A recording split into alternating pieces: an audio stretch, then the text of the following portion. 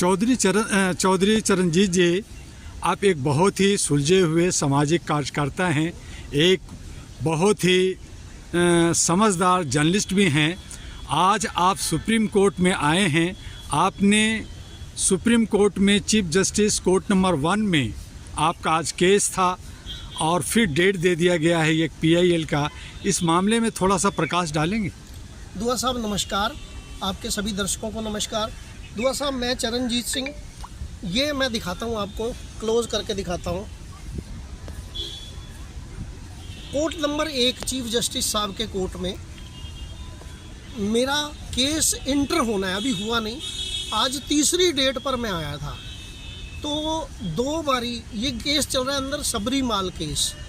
थोड़ा सा बताना चाहूँगा, सबरीमाल केस वो है जिसमें पक्ष और विपक्ष की ये जिरह चल रही है कि औरत को मंदिर में आने दिया जाए या ना आने दिया जाए।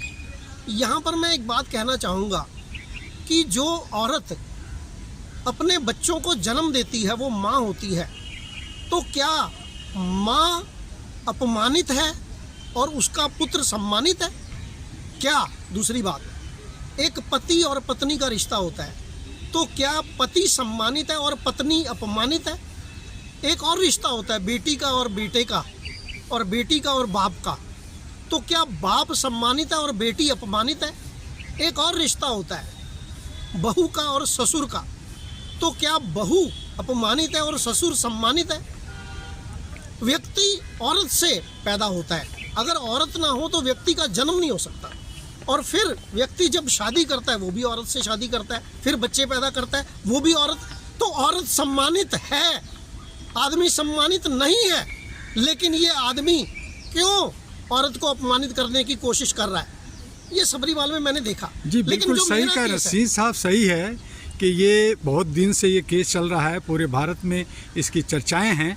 मैं ये जानना चाहता हूँ सिंह साहब कि आपका केस क्या है और आप क्या कहना चाहते हैं? दुआ साहब, मैंने जो केस लगाया है, मैंने विद्यार्थी जो हमारे देश के, दुनिया के, मेरे आपके बच्चे जो कल विद्या ग्रहण करेंगे, भारत की जितनी भी धार्मिक संस्थाएं, सरकारें, राज्य सरकारें, केंद्र सरकार, NGOs, ये सब की सब बच्चों को शिक्षा देने में नाकाम रहे हैं और ये लगातार नाकाम होते चले जा रहे हैं।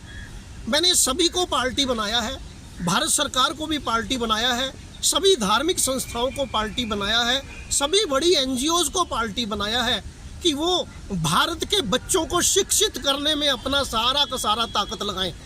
होता क्या है, कुछ लोग धार्मिक संस्थाएं बना के सड़कों पर कब्जे करके वो सारा का सारा पैसा अपने अंदर करते चले जाते हैं, अपने लाभ के लिए वो पैसा खर्च करने लग जाते हैं। उनको अपने लाभ से मतलब होता है, उनको जनता के या बच्चों के लाभ के लिए कुछ भी नहीं होता। बच्चे जो शिक्षार्थी हैं, जो विद्यार्थी हैं। आप सरकार से क्या चाहते हैं?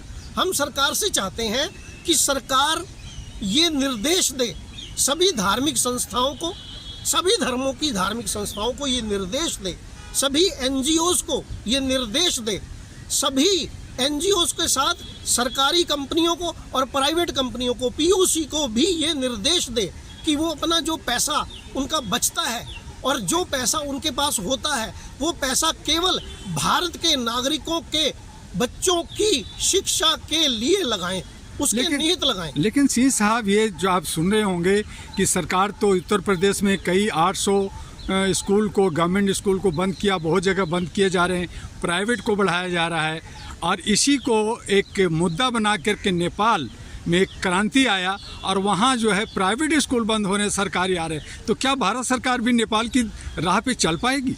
नहीं, भारत सरकार नेपाल की राह पर अगर नहीं चलेगी तो भारत सरकार का भी नेपाल जैसा हासिल होने वाला है।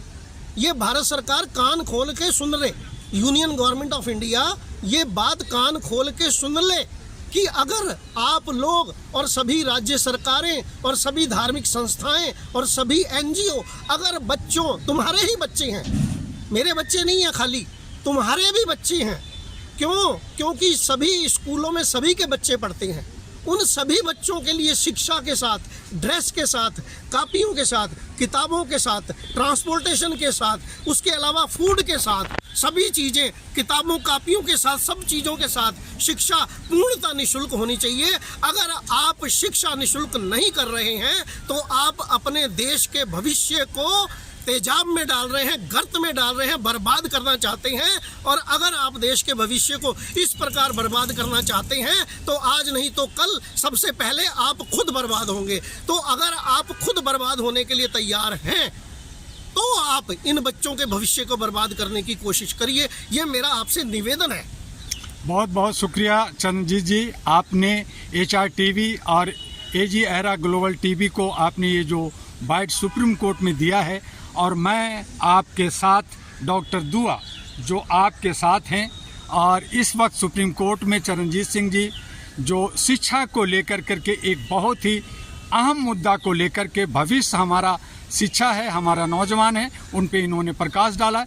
मुझे पूरी उम्मीद है कि भारत सरकार और तमाम जो संस्थाएं का नाम ले रहे हैं वो सब चरणजीत सिंह जी के साथ खड़ा होकर हमारे आने वाले नौनिहाल नौजवानों को बल और उनको शिक्षा में मदद करेंगे। नमस्कार, जय हिंद।